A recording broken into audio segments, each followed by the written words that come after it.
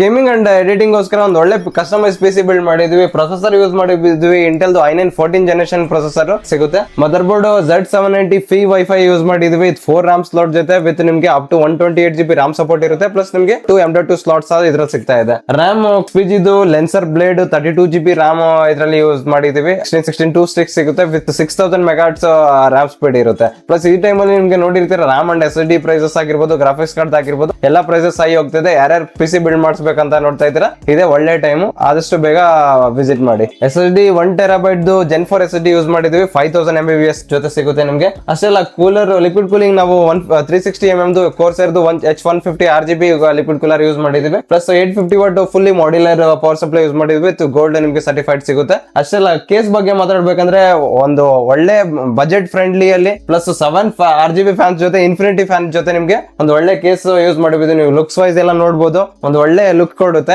ಈ total PC cost ಬಂದ್ಬಿಟ್ಟು 2.6 lakh rupees ಅಲ್ಲಿ ನಾವು ಟೋಟಲ್ PC ಬಿಲ್ಡ್ ಕಾಸ್ಟ್ ಆಗಿದೆ. ಅಷ್ಟೆಲ್ಲ ಅದ್ರ ಜೊತೆ ಮಾನಿಟರ್ ಇದೆ 32 ಇಂಚು ಬೆನ್ಕ್ಯೂದು ವಿತ್ 2K ಮಾನಿಟರ್ ಸಹ ಇದರಲ್ಲಿ ನಾವು ಕೊಡ್ತಾ ಇದ್ದೀವಿ. ನೀವೇನಾದ್ರೂ ಇದೇ ತರ ವಿಡಿಯೋ ನೋಡ್ತಾ ಇದ್ದೀರಾ, ಕಸ್ಟಮೈಸ್ PC ಬಿಲ್ಡ್ ಮಾಡ್ಬೇಕಂತಂದ್ರೆ ವಿಸಿಟ್ ಮಾಡಿ ಅರ್ನಾ ಕಂಪನಿ.